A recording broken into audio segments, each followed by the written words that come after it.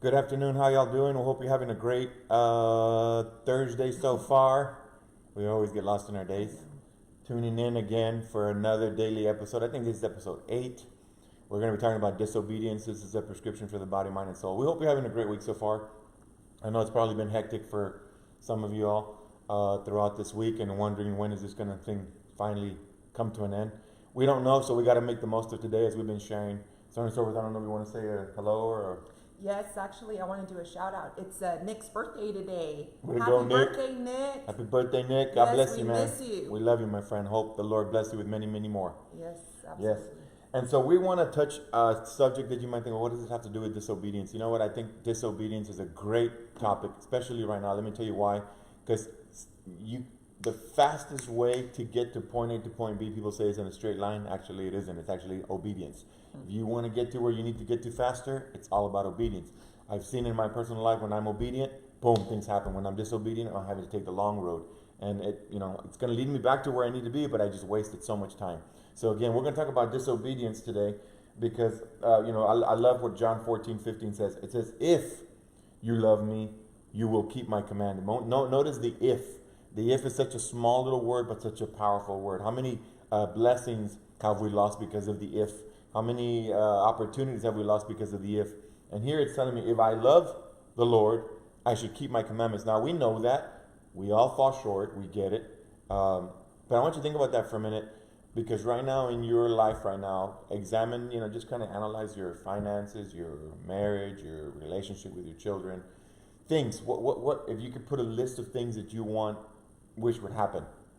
Ask yourself, is it lack of obedience, maybe? Mm-hmm. Just think about that for a minute. I don't know if you want to interject. No, I think obedience is such a essential part of the Christian walk. I think it's the key. Yeah, but yet we fall so quickly sometimes to it. Mm-hmm. When God gives us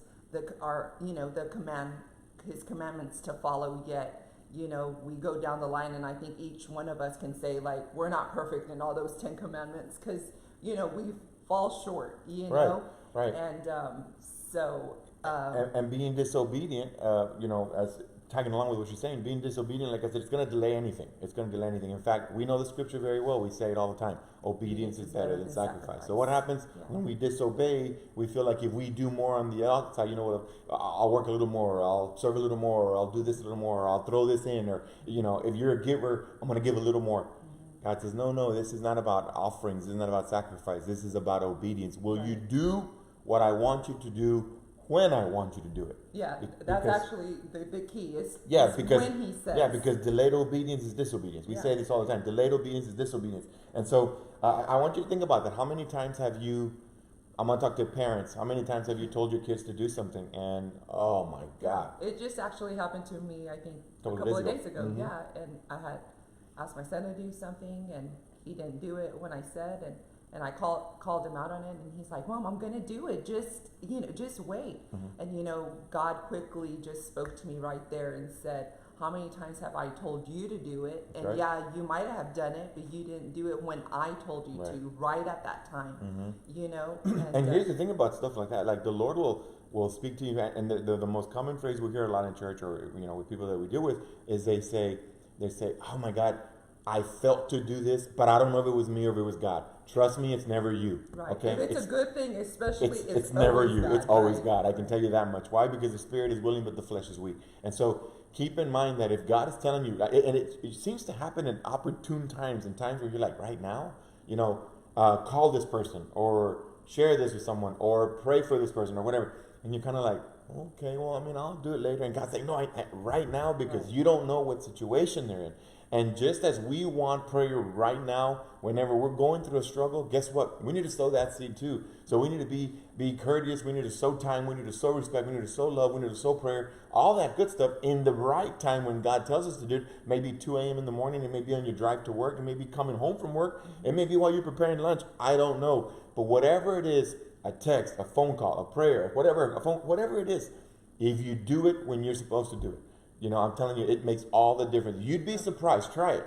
You'd be surprised that when you do it, the person that would receive it would be like, oh my God, how did you know? Yeah. You didn't. Oh, that's happened to me so many times when I've done something, just even like the minute stuff, and I'll call them or whatever it is.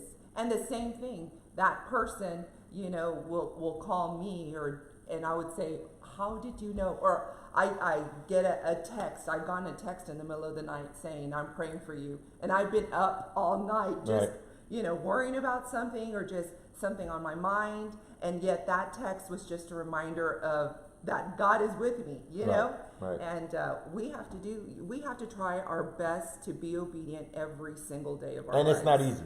It's not easy. I'm not going to lie to you. It's not easy because sometimes there are certain things that you got to be obedient about that are not very comfortable. Let's talk really quick about our comfort zone. Let's talk really quickly. Here you have God telling Moses, I need you to go back to Pharaoh, the same guy that raised you, the same guy that took you in, the same guy that spared your life, the same guy that taught you, fed you, put you in the greatest schools and universities, the same guy. I need you to go tell him that that's going to end right now. I need you to let my people go. And Moses is probably like, are you serious? Like, why can't you send somebody else? And the reason why he uses Moses, why? Because there was that connection there. So there's always a reason why God does what he does and why he tells you to do certain things. I would actually challenge you to just kind of step back and, those things that you say you're feeling, oh my God, I feel to do this, or I'm thinking about this person. Take advantage of that and actually make the most of it and take that step of faith, get out of that comfort zone, be obedient to God. Because watch this, what if, again, here we go with the what ifs. What if whatever you've been praying for is dependent on your obedience to something that God is telling you to do? Think about that. Just think about it. I said it on, I think it was 2 weeks ago. I talked about Adam and Eve. Adam and Eve, the Lord literally gave them the keys to the universe, the key to creation. And people say, oh man, the devil stole it. No, he didn't. Their disobedience gave it away. And how many things have we lost? How many opportunities, how many blessings have we missed because of disobedience? Things where you're saying, God, I really need this. God, I really want this. I really want my family to blank, or I need whatever. And God says, you would have already had it if you would have just done what I would have told you. That was the seed to that blessing. That was the seed to that thing. And you say, how does this thing tie together? That's not your job to figure it out. Our job is just to be obedient. Just like when I tell my son to do something, he's like, well, why? No, you don't need to know the why. I'm just telling you to do it. Just do it. We have to stop trying to give explanation to our children when we want them to do something. Disobedience or obedience is just, hey, I'm telling you to do something, just do it just because I am your parent. I am your elder. I am your guardian, whatever the case may be. And so God's the same way. You don't sit back and say, God, okay, but why? God's going to look at you like, really, dude? This is not going to help. This is not helping me. It's hurting you. I'm trying to bless you. You're asking for a blessing, and I'm telling you to get to that blessing. I'm asking you to do this. So again, every blessing comes with a condition. And again, obedience is better than sacrifice. So I guess the question is, are you listening? Are you listening right now during this time? What is God telling you to do that you still haven't done? Oh, Pastor, it's because if I call, I don't know what to say. I'm not a very good speaker. I don't know what words. Trust me, Moses was a studier, and God gave him the words that he needed. So God will prepare you in time. He'll know exactly what he's doing. So it's not a matter of you trying to figure out how it's going to happen. It's just a matter of you being willing to say, I'll do it, God. Say, do, give. Like right now that we have, a lot of people that have so much right now. I mean, as in like they're hoarding their groceries or whatever it is, share that. Yeah, because there's some people that don't have anything. No. There's some people right now that are struggling. Give it away. Go drop it off in someone's, front porch. Like you said, there's some people that are waiting to be blessed, and we are the blesser. Right. That's our job. If God's been, nudging on you like to do this or to do that or go give this or do it. Absolutely, yes. Go. You'd be shocked. I mean, you don't know how many times it literally happens to us where we just did something for one family. Here comes somebody and does it for us. And that's what it should be. It should be a continuous circle, a cycle of just blessing. God doesn't bless you so you can keep it. He blesses you so you can be a conduit to other people. I used this example a while back. I don't know if you remember it, and I'll share it again. Would you imagine where would you rather be?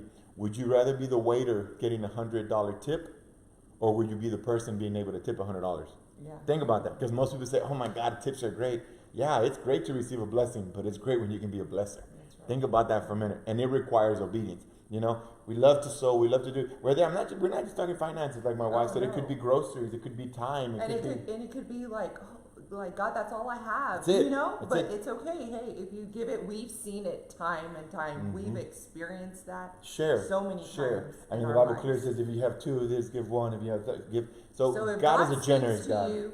Do it. Yeah, be whatever generous. It is. Be generous in your season. And here's that another statement or myth that we hear a lot. Well, I'm going to talk about money. Pastor, I gave this much, so how much am I getting in return? No, it's not always financial that you get in return. In fact, it's stuff higher than that. Health. Priceless stuff. Yeah, health, protection, things that you're just like, oh my God, money wouldn't have gotten me out of this, but because I sowed this or sowed that, guess what? He blessed me. But again, it requires obedience. It requires you to listen. It requires you to be obedient. It requires you to have that spirit of discernment, because it's not about just being generous everywhere. No, you got to know where to do it. The Bible says there's four different types of places you can sow on, and I'm not going to get into that right now, but there was 4 different ones, and so you got to be careful. Is it hard ground? Is it thorny ground? Is it fertile ground? What ground is it? And God will tell you. God will tell you, but I guarantee you, nothing that you sow, again, time, money, effort, whatever it is, nothing that you sow, you will always get in return. It'll always return to you 100%, and that's God's faithful promise of saying that He always outgives us. We can never outgive God. That's just the truth of the matter. And I know this went from disobedience to giving, but I think it just kind of ties them together, especially right now where my wife says everybody's kind of holding on to stuff. How am I going to make it to next week? I'm telling you right now, share what you have right now. You'd be surprised. God will give you what you need for next week. And so continue to do that. Learn to be obedient. How do you want your kids to respond to your commands?